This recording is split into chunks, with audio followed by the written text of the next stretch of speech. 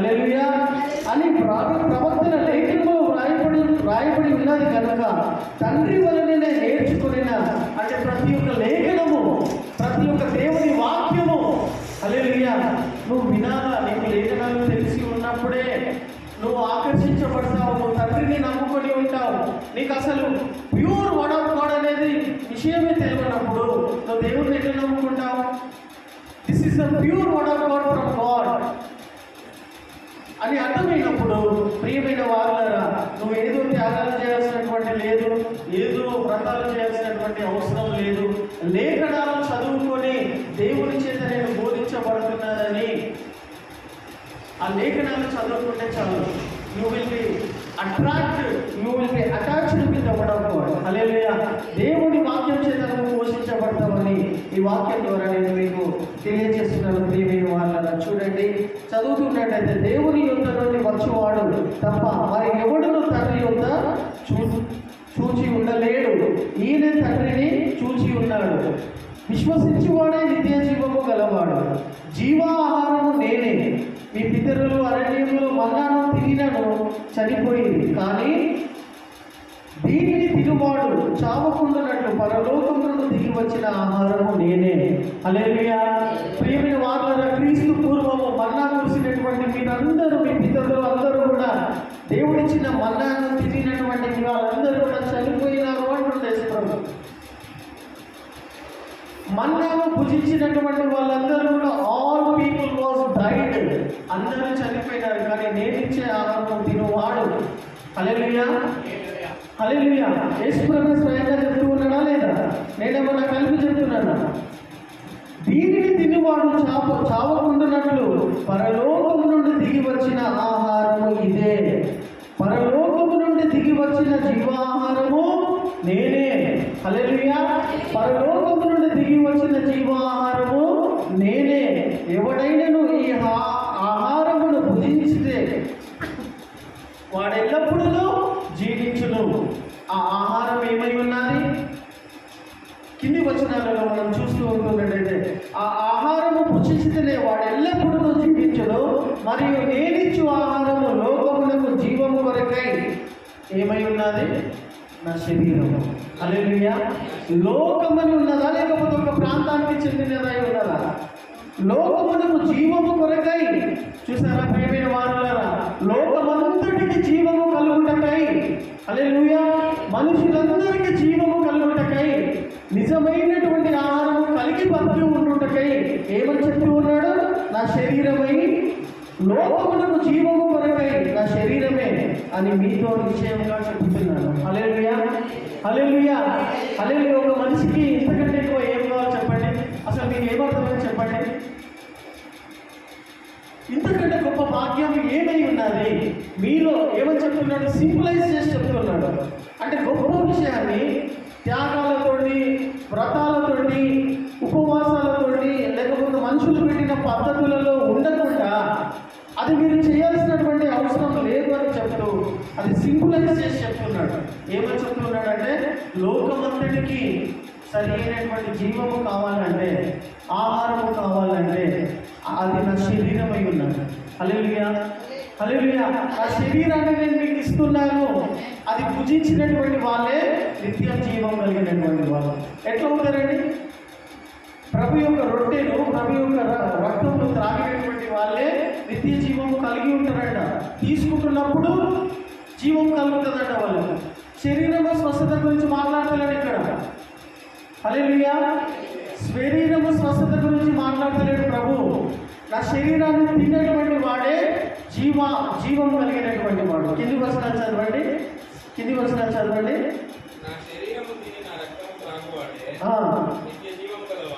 హల్లెలూయా. నిత్యం జీవిస్తాడట. నా శరీరము తిని నా రక్తము త్రాగువాడే అప్పుడు బ్రతుకుతాడు. వారి బ్రతుకుకు జీవమై ఉన్నది, మనం నిత్యము జీవిస్తాడు. సింపులైజ్ చేసి పెట్టాడు. హల్లెలూయా. అర్థమవుతుందా? తీసుకునేటప్పుడు కొన్ని పనులు చేసుకుంటూ తీసుకోవాలి వాళ్ళు. హల్లెలూయా. కొన్ని జ్ఞాపకం చేసుకుంటూ తీసుకున్నప్పుడు ఆ జీవం కలుగుతుంది. ఏదో ప్రసాదంలాగా లేకపోతే ఏదో విధంగా పద్ధతిలో ఏదో మనుషులు పెట్టిన పద్ధతిలో తీసుకోవాలన్నట్టు కాదు. అది తీసుకునేటప్పుడు ఒక కార్యం చేయాలా? అప్పుడే నీ లోపల జీవం కలుగుతుంది. హల్లెలూయా. అప్పుడే వాడు నిత్య జీవానికి అర్హుడై ఉంటాడు. హల్లెలూయా. ఆ విషయాన్ని బట్టి ప్రియమైన వారులారా చూడండి, లోకమునకు శరీరం ఇచ్చి ఉండగా మీరు మనుష్య కుమారుని శరీరమును తిని ఆయన రక్తమును త్రాగితేనే కానీ, ఖచ్చితంగా చెప్తున్నాడు. హల్లెలూయా. ఆయన శరీరమును తిని ఆయన రక్తమును తాగితేనే కానీ అంటున్నాడు. అంటే కంపల్సరీ తినాలా? తినదు కదా. యేసు ప్రభువు చెప్తున్నాడు, నా శరీరంలో తినాలా, నా రక్తంలో త్రాగాలా. వాడే నిత్య జీవం తర్వాత విషయం. అప్పుడు జీవిస్తాడు. హల్లెలూయా. హల్లెలూయా. గాల్లో మేడలు నా సంఖ్య సభ్యులు కట్టడానికి గాల్లో బతుకులు ప్రజెంట్ బతకాలా, ఒక్కొక్క సెకండ్ బతకాలా. ఎందుకు? జీవాహారము నేనే. ఆ జీవమునకు ఆహారం ఎవరై ఉన్నారు? నువ్వు ఒక్కొక్క సెకండ్ బతకాలా, నేను ఒక్కొక్క సెకండ్ అనుభవిస్తూ బతకాలా. ఏం బతుకు ప్రభు అన్నట్టు ఉండదు. ఏం బతుకు ప్రభు అని మనం ఎప్పుడు చెప్పగలుగుతామనంటే, జీవాహారం యేసు ప్రభు అనే విషయం తెలియని వాళ్ళు బాధపడుతూ ఉంటారు. హల్లెలూయా. హల్లెలూయా. అది తీసుకుంటున్నటువంటి వాళ్ళ లోపల ఏం జరుగుతుందో అనేది మనం చూసుకుందాం. చూడండి, నా శరీరంలో తిని నా రక్తంలో తాగుతేనే తప్ప మీలో మీరు జీవము కలవారు కాదు. హల్లెలూయా. కంపల్సరీయా? అర్థమవుతుందా? కంపల్సరీయా? కంపల్సరీ. కాబట్టి ప్రియమైన వారులారా, నా శరీరంలో తిని నా రక్తంలో త్రాగువాడే నిత్య జీవము గలవాడు. హల్లెలూయా. తిని తాగినటువంటి వాడే. ఏం తినాలా, ఏం తాగాలా చెప్పాలమ్మా. ఇంత గొప్ప శరీరం, ఇంత గొప్ప పరలోకం నుండి వచ్చిన జీవాహారాన్ని పట్ల మనకు అవగాహన లేకపోతే, ఎంత సింపులైజ్ చేసినటువంటి విషయము మనకు సరైన అవగాహన లేకపోతే, పాపం తెలియకుండా కొండలలో, గుట్టలలో, సముద్రాలలో తిరుగుతున్నారు పాపం వాళ్ళు. మనకు సింపులైజ్ చేసి పెట్టినటువంటి ఈ సత్యము మనకు తెలిసి ఉండకపోతే వాళ్ళకంటే పెద్ద దౌర్భాగ్యవంతులమవుతాం మనం. అవునా కాదా? కాబట్టి ప్రియమైన వారులారా, ఏం చెప్పాలని ప్రయత్నం చేస్తున్నాను చూడండి. నా శరీరంలో తిరిగి నా రక్తము త్రాగువాడే నిత్య జీవం గలవాడు. అంతేకాకుండా అంత్య దినములో నేను వారిని లేపుతున్నాను. Hallelujah. I will raise him up at the resurrection day. Hallelujah. నేను అంత్య దినములో నేను లేపుతాను అని. ప్రభు రక్తంలో తిని తాగినటువంటి వాడు నిత్య జీవం కలిగినటువంటి వాడు. అప్పుడు జీవిస్తాడు. అది కరెక్ట్గా అర్థం చేసుకొని తింటే, అది కరెక్ట్గా అర్థం చేసుకొని తాగితే అప్పుడు బ్రతికి ఉంటాడు. ప్లస్ నిత్య జీవం కలుగుతుంది. అంతేకాకుండా నువ్వు ఎప్పుడైనా చచ్చిపో, మట్టిలో వెళ్ళిపోయినా కానీ కూడా అంత్య దినం అనేది ఒకటి ఉన్నది. అంత్య దినములు కాదు, అంత్య దినము అనేది ఒకటి ఉన్నది. లాస్ట్ డే అనేది ఒకటి ఉన్నది తెలుసా? దాని తర్వాత దినాలు ఉన్నాయి. అంత్య దినమున నేను వాడిని లేపేదాను. At the end of the age, at the end of the phase, I will raise him up అన్నాడు. హల్లెలూయా. నేను వాడిని లేపేదాను. ఎవరిని లేపుతాడు? ఎవడైతే శరీరంలో తిని రక్తంలో తాగుతాడో వాడిని. హల్లెలూయా. అర్థమవుతుందా? కాబట్టి ప్రియమైన వారులారా, దేవుని శరీరాన్ని, దేవుని రక్తాన్ని మనం నిర్లక్ష్యం చేయొద్దు. ఎన్ని బ్లెస్సింగ్స్ ఉన్నాయి జస్ట్ మనము నమ్మడం వలన, జస్ట్ మనం అందులో పాల్గొనడం వలన, అందులో పాల్గొంటూ చేయాల్సినటువంటి కార్యక్రమాలను చేయడం వలన వాడు నిత్య జీవం కలిగి ఉంటాడు. మరియు వాడు ఎప్పుడైనా వాడిని ఎక్కడైనా కలుసుకోండి అంత్య దినంలో వాడి దేవుడు లేపడానికి వాగ్దానం. That is the promise of God. Hallelujah. కాబట్టి ప్రియమైన వారులారా, దేవుని శరీరాన్ని, దేవుని రక్తంలో మనం నిర్లక్ష్యంగా చేయకూడదు. నా శరీరమును ఇక్కడ క్లియర్గా చెప్తున్నాడు. ఎన్నో వచనం అది? 6వ అధ్యాయం, యోహాను సువార్త 6వ అధ్యాయం క్లియర్గా చెప్తూ ఉన్నాడు. ఎక్స్ప్రెస్ స్వయంగా చెప్తూ ఉన్నాడు. 56 నా శరీరము తిని నా రక్తము త్రాగువాడు నా యందును, నేను వాని యందును నిలిచి ఉన్నాడు. This is the practical blessing. Hallelujah. నిత్య జీవం అనేది నువ్వు వద్దన్నా ఇచ్చేస్తాడు అయితే, కానీ నా శరీరమును తిని నా రక్తము త్రాగువాడు ప్రభు మన లోపల నిలిచి ఉంటాడంట. మనము ప్రభు లోపల నిలిచి ఉంటామంట. ఈ అనుభవం ప్రతి ఒక్కరికి కావాలి. హల్లెలూయా. ఈ అనుభవంలోనికి మనం వెళ్ళాలి. Hallelujah. God must dwell in us and and we must dwell in God. Hallelujah. దేవుడు మన లోపల నివసిస్తాడంట. ఈ అనుభవము ప్రతి ఒక్కరికి కావాలి. హల్లెలూయా. పుచ్చుకుంటున్నటువంటి వాళ్ళందరూ కూడా అనుభూతిలోనికి రావాలి. హల్లెలూయా. అనుభూతిలోనికి రావాలని అంటే ఆ యొక్క పద్ధతి ఏమైతే దేవుడు పెట్టినాడో ఆ మాటలను మనం నిమరు వేసుకుంటూ ఆ మాటలను జాగ్రత్తగా అర్థం చేసుకుంటూ ఉన్నట్టయితే ప్రభు మనలో కూడా నివసిస్తాడు, మనం ఆయన నివసిస్తాం అనేటువంటి ఎక్స్పీరియన్స్ లోనికి మనం వెళ్ళగలుగుతాం. ఎంత గొప్ప వాక్యం తెలియని వాళ్ళ ఇంతకంటే గొప్ప వాక్యం మీకు ఏం కావాలి మనకు? దీనికోసమే కదా చాలా మంది తెలియకుండా ఏమేమో చేస్తూ తిరుగుతూ ఉన్నారు. హల్లెలూయా. ఏమేమో చేసుకుంటూ తిరుగుతున్నారు. కాబట్టి ప్రియమైన వారులారా, ఇంకేం ఆశీర్వాదాలు ఉన్నాయి చూడండి ఇందులో పాల్గొనడం వలన. చూడండి, జీవము గల తండ్రి నన్ను పంపెను కనుక నేను తండ్రి మూలముగా జీవించుచున్నట్లు నన్ను తినువాడలో నా మూలముగా, నన్ను అంటున్నట్టు నన్ను తినువాడలో నా మూలముగా జీవించదు. ఇదే పరలోకం నుండి దిగి వచ్చిన ఆహారము. హల్లెలూయా. పరలోకం నుండి దిగి వచ్చిన జీవాహారము ఇది. ఇతరులు మన్నాను తినియో చనిపోయినట్లు కాదు అన్నాడా లేదా? మన్నాను తిన్నటువంటి వాళ్ళందరూ కూడా చనిపోయినట్లు కాదు, కానీ ఈ ఆహారము తినేవాడు ఎల్లప్పుడూ జీవించునని నిశ్చయముగా నీతో ఏం చెప్తున్నాడు? నిశ్చయంగా మీతో చెప్పుచున్నాడు. నిశ్చయంగా అనే మాటకు అర్థమైంది. What is the meaning of assuredly I say to you అంటాడు. నిశ్చయంగా అంటే ఖచ్చితంగా, దేర్ ఇస్ నో సబ్స్టిట్యూట్.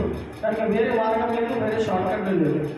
మనుషులు పెట్టిన పద్ధతులు యాడ్ చేసిన, ఇంత పెద్ద పుస్తకాలు రాసిన ఏం లేదు, ఏం యాడ్ కాదండి. నిశ్చయంగా అంటే ఖచ్చితంగా నువ్వు చెప్పినట్టు చెయ్యి, నేను చెప్పినట్టు నువ్వు చెయ్యి, ఇది నీకు ఖచ్చితం, వేరే ఫార్ములా లేదు. హల్లెలూయా. కాబట్టి ప్రియమైన వాళ్ళ ఏమని చెప్తూ ఉన్నాడు అంటే నిశ్చయంగా మనతో చెప్తూ ఉన్నాడు. ఏమని చెప్తూ ఉన్నాడు? చనిపోయినట్లు కాక ఈ ఆహారం తినేవాడు ఎన్నప్పుడూ జీవించను. తిన్నటువంటి వాళ్ళందరూ కూడా ఒక విధంగా చెప్పాలంటే ఈ సంఘానికి ప్రతి ఆదివారం రోజున కూడా మనం బల్ల ఆరాధన అనేది చేయాలి. ఎందుకు చేయాలా? ఇది ఏమని చెప్తూ ఉన్నాడు? ఈ ఆహారము తినేవాడు ఎల్లప్పుడూ జీవించునని ఖచ్చితంగా చెప్తున్నాను అన్నమాట. ప్రతి ఆదివారం రోజున మనము జీవించినట్లు, ఆదివారమే కాదు, ఆ జీవాన్ని ఆదివారం రోజున వచ్చి పొందుకొని ప్రతి క్షణము బ్రతుకున్నట్లు ఈ క్రియ మనం చేయాల్సిన వారమే ఉన్నాం. హల్లెలూయా. నిశ్చయంగా అంటున్నాడు కదా, ఖచ్చితంగా అంటున్నాడు కదా. కాబట్టి మనం ప్రతి ఆదివారం రోజున నెలకొకసారి అవుతూ ఉన్నట్టయితే నెలకొకసారి ప్రభుత్వం ఉన్నటువంటి వాళ్ళము ఉన్నాం. ప్రతి ఆదివారం రోజున కొంతమంది అయితే సేవకులు ప్రతి ప్రార్థన కూడికకు బల్లారాధన పెడతారు. చిన్న చిన్న ప్రేయర్ మీటింగ్లు కూడా కొంతమంది దేవుని ప్రత్యక్షతలను బట్టి వాళ్ళు చేస్తూ ఉంటారు. హల్లెలూయా. కాబట్టి ప్రియమైన వారు ఇక్కడ ఏమని చెప్తున్నాడు? ఆహారం తినువాడు ఎల్లప్పుడూ జీవించిననే విషయంగా మీతో చెప్పుచున్నాను. ప్రియమైన వారు నేను ఇక్కడ ముగించేస్తున్నాను. కాబట్టి ప్రియమైన దేవుని సంగమా, ఈరోజు ప్రభు యొక్క వల్ల ఆరాధన ఇంటూ ఉండగా మనకు ఎటువంటి ఆశీర్వాదాలు మనకు దేవుడు ఇస్తారని చెప్తూ ఉన్నాడు. ఇవన్నీ కూడా నేను 3 విషయాలను బట్టి సమ్మరైజ్ చేసి 3 విషయాలని నేను చెప్తాను. ఆ రోజు ప్రభువుని జనసమూహం అంతా కూడా వెంబడిస్తూ ఉన్నప్పుడు ఎందుకు వెంబడించినారంటే ప్రభువు దగ్గరికి వెళ్తే, అంటే చర్చికి వెళ్తే ప్రభువు చెప్తూ ఉన్నాడు కదా 3 విషయాలని చెప్తున్నా. 3 ప్రాముఖ్యమైన విషయాలను ఈ వాక్యంలో బట్టి నేను మీకు జ్ఞాపకం చేస్తున్నాను. అక్కడ యేసు ప్రభుల వారు 5 రొట్టెలు 2 చేపలను అద్భుతం చేసి 5,000 మందికి పెట్టడం వల్ల ఆయనను వెంబడించడం స్టార్ట్ చేసినారు. వెంబడిస్తున్నటువంటి వాళ్ళందరికీ కూడా ప్రభువు చెప్తున్న మాట ఏమై ఉన్నదంటే, మీరు ఆహారం కోసం నన్ను వెంబడించకండి.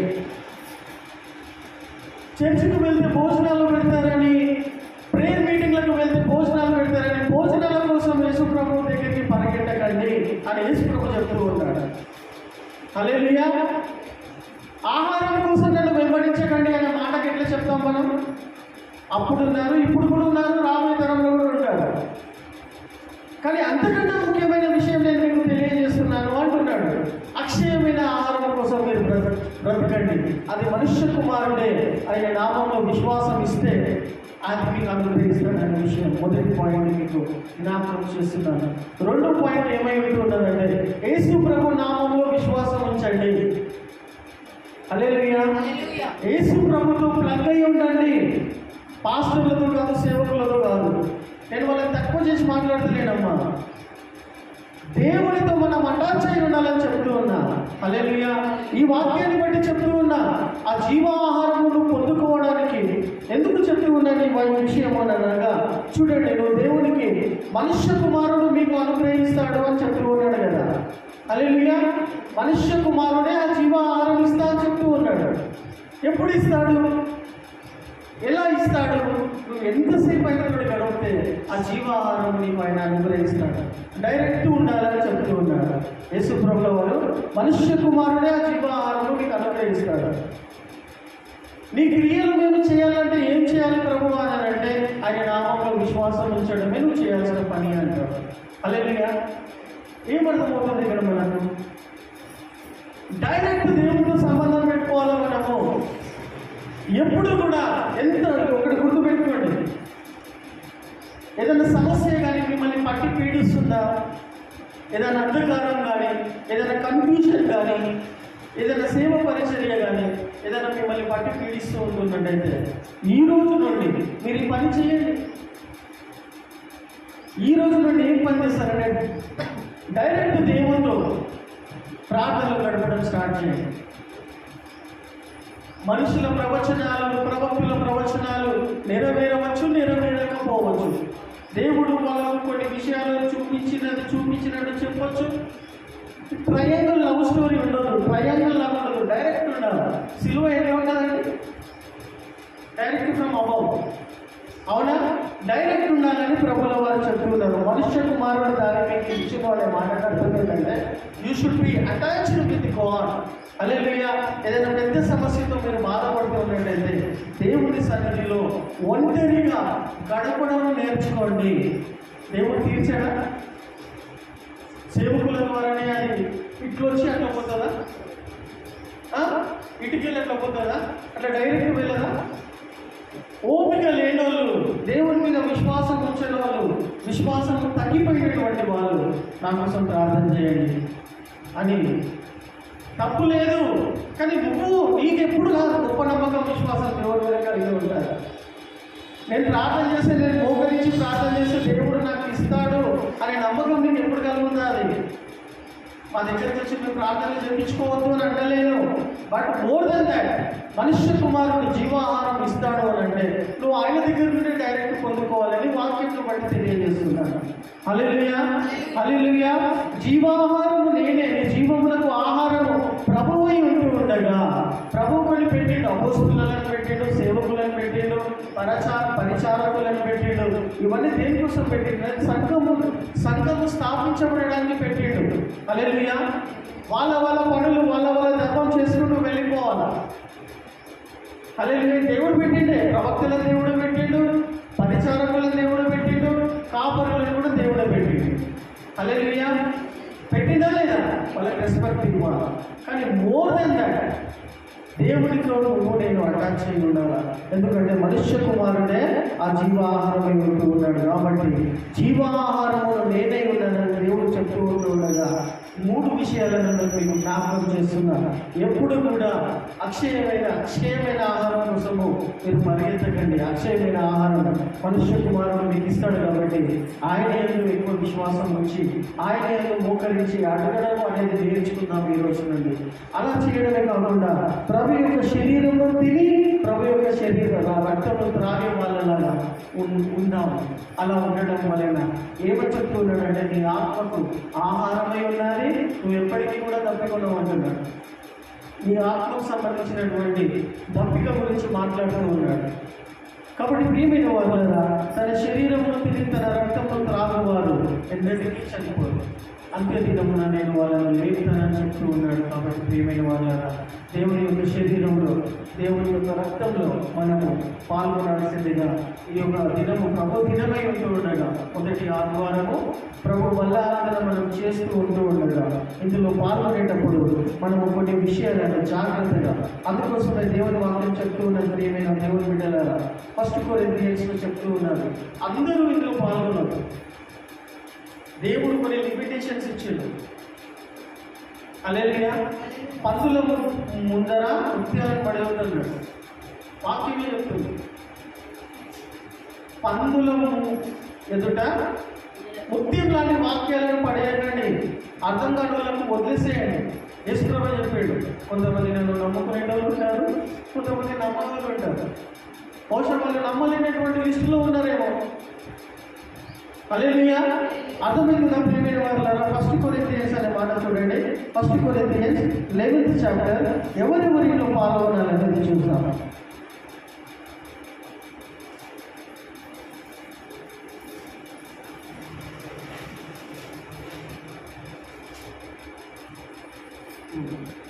మొదటి కొరింథీయులు 11వ అధ్యాయము. ప్రియమైన వారులారా, సంఘ సభ్యులు ప్రభు బల్లలో ఆరాధనలో చేయబెట్టేటువంటి టైంలో ఈ ఉనికి కలిగి ఉండాలా. భయపడమని చెప్తలేను, జాగ్రత్త పడమని వాక్యం చెప్తున్నాను. హల్లెలూయా. ఇది కలిగి ఉండాలి. చూడండి, మొదటి కొరింథీయులు 11వ అధ్యాయము 27వ వచనం చదవండి. కాబట్టి ఎవడు